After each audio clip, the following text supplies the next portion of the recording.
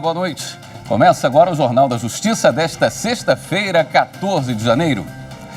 Justiça dá prazo de 5 dias para que a União explique decreto do presidente Jair Bolsonaro que liberou viagens de ministros e servidores federais na classe executiva.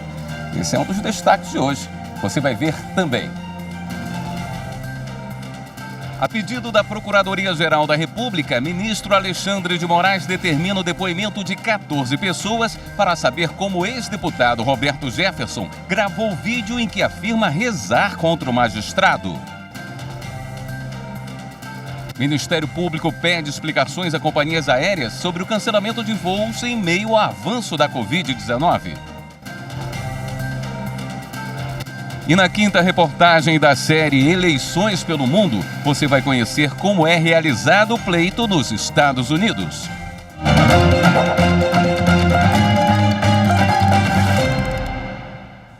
A pedido da Procuradoria-Geral da República, o ministro Alexandre de Moraes, do Supremo Tribunal Federal, mandou a Polícia Federal ouvir mais 14 pessoas para saber como o ex-deputado federal Roberto Jefferson gravou um vídeo em que afirma rezar contra o magistrado.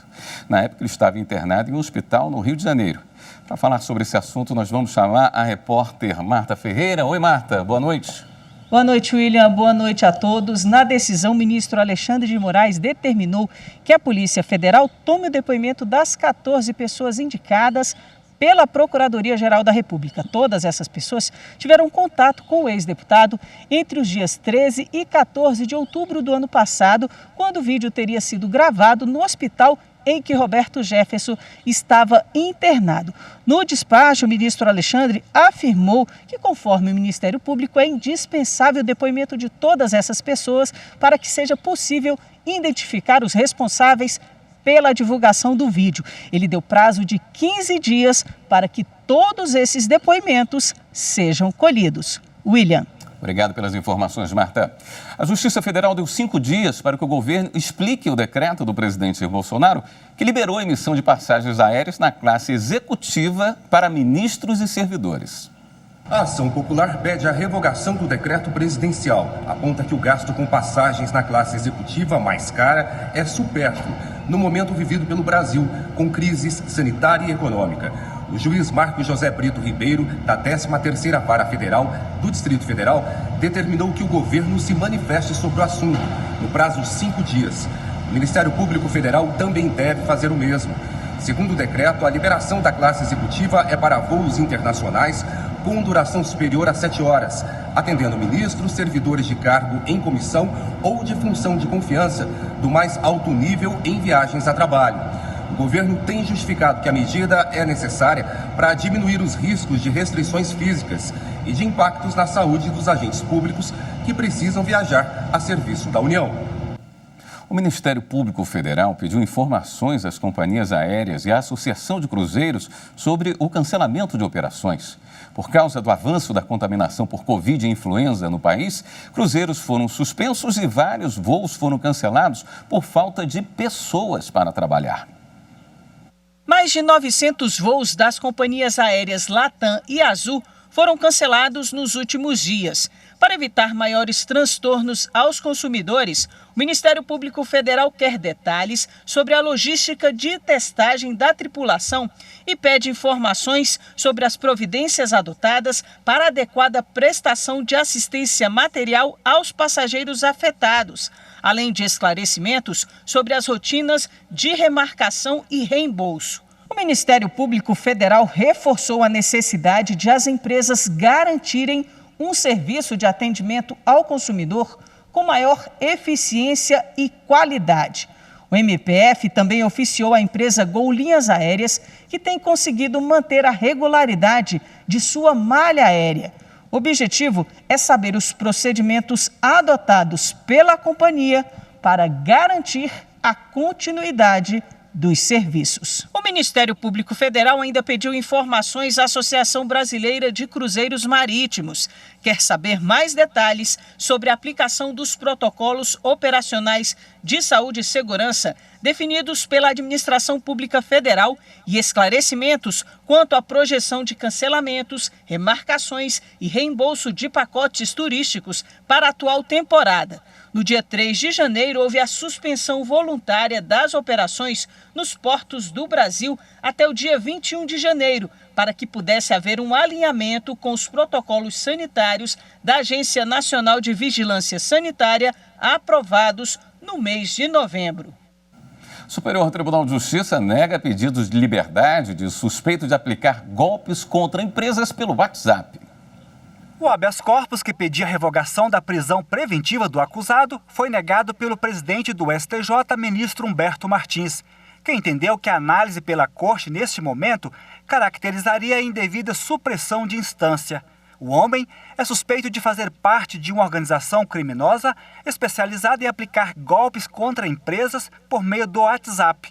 O grupo, ao ter acesso aos dados pessoais de empresários, criava contas falsas no aplicativo para solicitar ao setor financeiro das empresas o repasse de valores para as contas de terceiros, que as emprestavam aos integrantes da organização.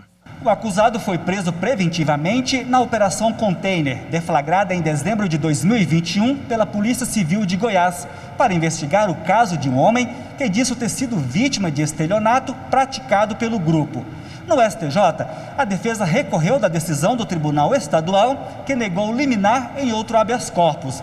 Foi alegado que o réu tem bons antecedentes e que houve insuficiência de requisitos para a prisão, alegando a possibilidade de adoção de outras medidas cautelares menos graves. Ao indeferir a petição inicial, o ministro Humberto Martins lembrou que, salvo em caso de flagrante ilegalidade, a jurisprudência não admite habeas corpus contra a decisão que nega a liminar no tribunal de origem. A vedação está prevista em súmula do Supremo Tribunal Federal, que é aplicada por analogia no STJ. O ministro acrescentou que, como o mérito do habeas corpus anterior ainda não foi apreciado pela Corte de origem, o exame dos argumentos da defesa pelo STJ caracterizaria supressão de instância. O Supremo Tribunal Federal regulamentou a política de privacidade e proteção de dados pessoais nas atividades jurisdicionais e administrativas da Corte. Quem explica os detalhes para a gente é a consultora jurídica da TV Justiça, Karina Rabelo. Em março do ano passado, o Supremo criou um comitê para se adequar aos requisitos da Lei Geral de Proteção de Dados, conhecida como LGPD. A lei aborda o tratamento de dados pessoais em busca de proteção a direitos fundamentais da população, como liberdade, privacidade e livre desenvolvimento da personalidade. Em busca de adequação à LGPD, o STF elaborou a política de privacidade e de proteção de dados, que define que a atuação da Corte deve ser pautada pela boa-fé, observando os princípios da transparência, segurança, responsabilização e prestação de contas, atendendo à finalidade pública prevista em lei.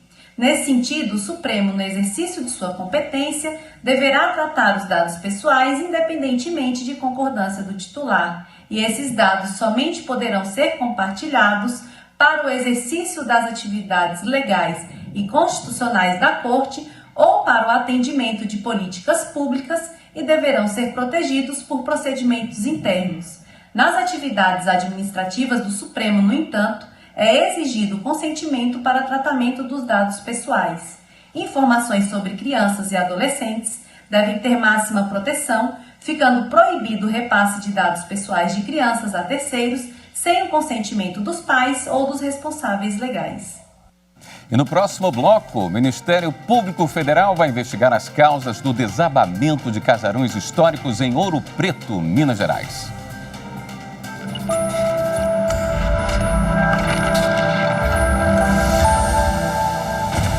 A nossa Constituição, em vários artigos, ela preza pela solução pacífica das controvérsias dos seus cidadãos.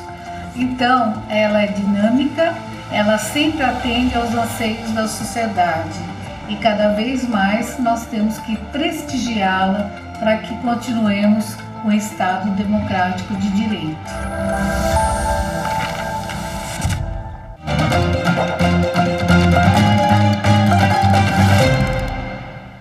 O Ministério Público Federal apresentou recurso especial ao Superior Tribunal de Justiça para que analise o pedido de condenação do ex-procurador-geral do Distrito Federal, Leonardo Bandarra, pelo crime de extorsão praticado contra o ex-governador do DF, José Roberto Arruda. O MPF defende que seja reconhecido o crime consumado em relação à ex-promotora Débora Gerner e o marido dela, Jorge Gerner, ambos já condenados por participação no esquema de corrupção no Distrito Federal, no âmbito da operação conhecida como Caixa de Pandora. O Ministério Público Federal vai investigar as causas do desabamento de casarões históricos em Ouro Preto, Minas Gerais. As informações com Fernanda Porto. Nos vídeos que circulam na internet é possível ver o deslizamento da encosta que atingiu os casarões. Os imóveis faziam parte do conjunto arquitetônico de Ouro Preto, do século XVIII, tombado como patrimônio mundial pela Unesco em 1980. Diante da importância histórica e cultural, o Ministério Público Federal vai apurar os motivos do desabamento de terra e se os órgãos responsáveis sabiam do risco. Já foram solicitadas à Prefeitura de Ouro Preto informações sobre o incidente e se há indícios de outros deslizamentos. A Prefeitura também deve dizer quais providências vai tomar para prevenção da área. O MPF também pediu ao IPHAN, Instituto do Patrimônio Histórico e Artístico Nacional, uma análise dos danos culturais, com indicação de outros imóveis em situação de risco. Pediu ainda que sejam apresentadas eventuais medidas a serem tomadas pela autarquia na defesa e também na preservação dos bens. Um casal acusado de fazer abortos clandestinos no Rio de Janeiro e no Amazonas vai continuar preso. A decisão do presidente do Superior Tribunal de Justiça, ministro Humberto Martins. Os réus foram presos em flagrante durante a ação da Polícia Civil em setembro de 2021. De acordo com a denúncia, os agentes foram ao local quando uma paciente, também ré no caso, havia acabado de ser submetida ao procedimento de interrupção da gravidez com seu consentimento. O Ministério Público aponta que o casal cobraria em média R$5.000 para fazer a interrupção da gravidez com o uso de medicamentos sem registro e em condições impróprias para o uso. Os réus são acusados também pela prática de mais de 200 procedimentos abortivos no Amazonas. As investigações identificaram ainda uma ligação clandestina de energia na clínica. A defesa impetrou habeas corpus no STJ pedindo a revogação da prisão preventiva. Ao indeferir liminarmente o habeas corpus, o ministro Humberto Martins entendeu ser inviável apreciar os pedidos até o julgamento de mérito de outro habeas corpus pendente de análise no Tribunal de Justiça do Rio de Janeiro, que indeferiu o pedido de soltura em caráter liminar. O presidente do STJ afirmou não ter verificado em juízo sumário a ocorrência de manifesta ilegalidade para afastar a aplicação, por analogia, da súmula 691 do Supremo Tribunal Federal, segundo a qual não se admite a impetração de habeas corpus contra o indeferimento de pedido de liminar na instância antecedente, salvo se houver flagrante ilegalidade. O ministro observou ainda que o pedido de liminar provisório dos réus foi indeferido em outros 2 habeas corpus analisados anteriormente pelo ministro João Otávio de Noronha. A segunda vara civil de Itaquera, em São Paulo, condenou um laboratório a indenizar uma mulher que recebeu um falso resultado de exame de paternidade. Os detalhes com a repórter Viviane Novaes. A mãe fez um teste de DNA para confirmar a paternidade da filha. O exame deu negativo, mas depois ela descobriu que o resultado, na verdade, era positivo. Para a juíza Sueli Alonso, a situação trouxe sofrimento e humilhação para a mulher, o que configura dano moral. A juíza também lembrou que o Superior Tribunal de Justiça entende que os laboratórios têm responsabilidade civil na hipótese de falso diagnóstico. O laboratório deverá pagar uma indenização de R$80.000 à mãe da criança. E veja a seguir, na quinta reportagem da série Eleições pelo Mundo, você vai conhecer como é realizado o pleito dos Estados Unidos.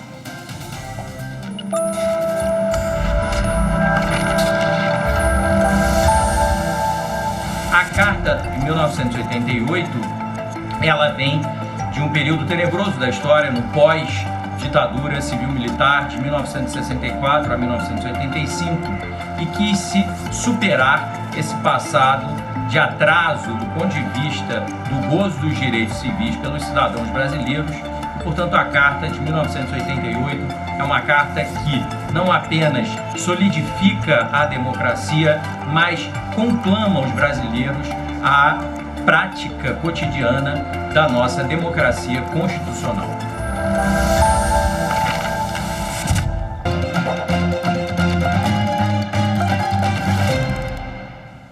Na retrospectiva 2021 do Supremo Tribunal Federal, você vai ver que a Corte decidiu que lei do salão parceiro é constitucional. A norma permite a contratação de profissionais de beleza na forma de pessoa jurídica.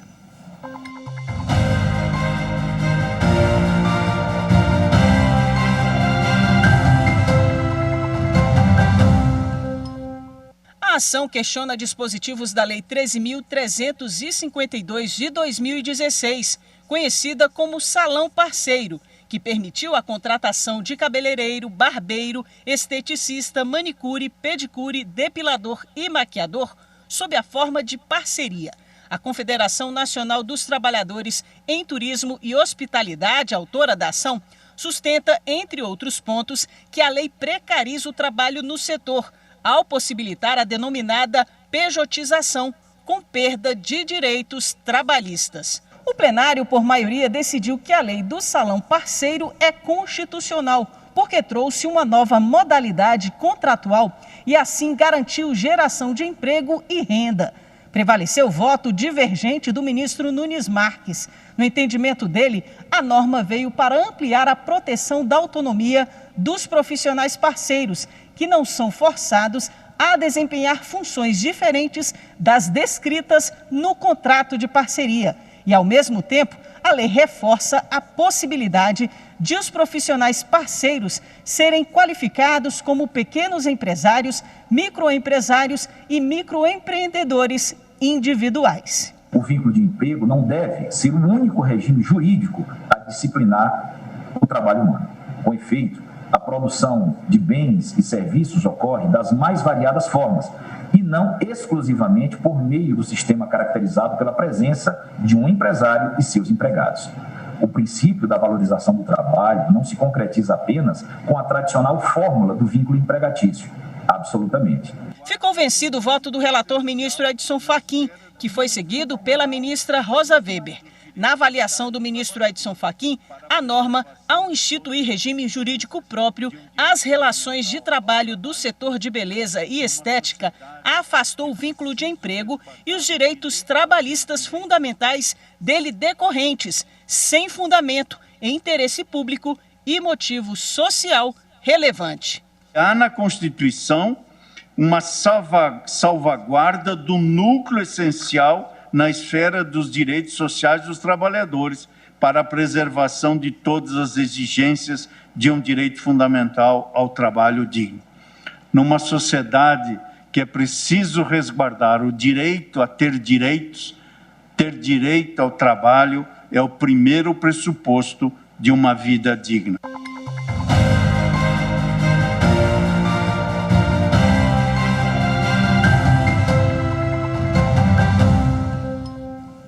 Na quinta reportagem da série Eleições pelo Mundo, você vai conhecer como é realizado o pleito nos Estados Unidos.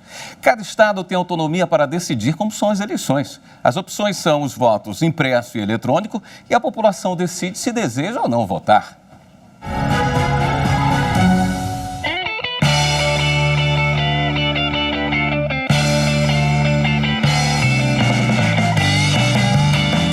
Quando a maioria de nós pensa nos Estados Unidos, vem à mente a agitação de Nova York, a imponência da Estátua da Liberdade. Mas o país tem 50 estados, além do Distrito Federal de Colômbia. E se cada estado tem uma característica diferente, as eleições nesses locais também são distintas. Os Estados Unidos são uma federação, talvez a mais avançada do mundo, não é? Então, isso permite, por exemplo, que cada estado tenha autonomia para legislar sobre temas eleitorais. Um ponto convergente em todo o país é que dos mais de 300 milhões de moradores e moradoras dos Estados Unidos, quem tem 18 anos ou quem vai completá-los no dia da eleição, decide se deseja se registrar para votar. A depender do estado ou do distrito, a votação é feita por urna eletrônica, por cédula de papel na sessão eleitoral ou por uma cédula enviada pelos correios e de forma antecipada. Essa antecipação também varia conforme a localidade. Outro detalhe é que no Texas, desde 1997, astronautas que estão fora da Terra no período eleitoral conseguem votar por um e-mail. Nas eleições presidenciais de 2020, Elizabeth optou por receber uma cédula de papel em casa 3 semanas antes da eleição, preenchê-la e depositá-la em uma urna do bairro onde mora. Se você quiser, você vai no seu county, tem as ballots box. Você vai lá, é secure, super seguro. É de metal, todo fechado. Você coloca lá dentro e aí você não enfrenta fila nem nada. Ou você manda via correio. E se você optou por ir ao local votar, você vai lá e você preenche a cédula lá, como parecido com o Brasil. Mas no caso, como era antigamente, lembra quando não era eletrônico? O Brasil utilizou o voto em cédula de papel até 1996. O sistema era passível de fraudes, o que mudou naquele ano com a criação da urna eletrônica. Inclusive, durante uma visita ao Brasil em agosto de 2021, o conselheiro de Segurança Nacional dos Estados Unidos, Jake Sullivan, afirmou ter grande confiança na capacidade das instituições brasileiras de realizar uma eleição livre e justa em 2022. Também ressaltou a importância de preservar a confiança no processo eleitoral brasileiro, que chamou de legítimo. O voto eletrônico, para mim, é melhor porque é mais rápido o resultado, né? Mas, assim, cada país tem uma cultura diferente. No pleito norte-americano de 2020, a espera pelos resultados oficiais durou 2 meses. No país, não há uma justiça eleitoral para organizar as eleições, como existem o TSE e os tribunais regionais eleitorais no Brasil. Cada território define de quem será essa responsabilidade. As eleições estaduais e locais podem ocorrer em qualquer ano e são diretas, ou seja, a população escolhe os representantes, assim como ocorre para 435 deputados e deputadas que ficam no cargo durante 2 anos. 100 senadoras e senadores, que ficam por 6, e a presidente ou o presidente por 4 anos. A eleição para presidente nos Estados Unidos é muito diferente da que ocorre no Brasil. O dia da votação é uma terça-feira, após a primeira segunda-feira do mês de novembro. O eleitor vota em um candidato, mas nem sempre quem recebe mais votos vence a eleição, porque existe o colégio eleitoral. É um grupo formado por 538 delegados e delegadas que oficializa a escolha do presidente. Funciona assim: cada estado tem um número pré-determinado de delegados. E esse número varia conforme a população da localidade. Quando os eleitores e eleitoras votam para presidente nos Estados Unidos, na verdade estão dizendo em quem as delegadas e os delegados vão votar no colégio eleitoral. A Califórnia é o estado com o maior número de integrantes do colégio, 55. O candidato à presidência que conseguir a maioria dos votos nas urnas leva todos esses delegados. Não importa quantos votos o adversário dele recebeu. É a lógica do The Winner Takes All. O vencedor leva tudo. E é assim em quase todos os estados, com exceção de Maine e Nebraska, onde cada candidato à presidência conquista o número de delegados proporcional aos votos que receber. Para chegar à Casa Branca, é preciso ter, no mínimo, 270 dos 538 delegados, a maioria simples. E se um delegado votar diferente do que a maioria do estado decidiu? Isso já aconteceu e, a depender do estado, o delegado pode pagar multa, ser substituído e ter o voto cancelado. Agora que conhecemos um pouco mais sobre as eleições norte-americanas, chegou a vez de aprendermos sobre o Panamá, um país da América Central que tem a maior obra de engenharia do continente e não aceita reeleição de presidente. O Jornal da Justiça fica por aqui. Uma ótima noite para você, excelente fim de semana.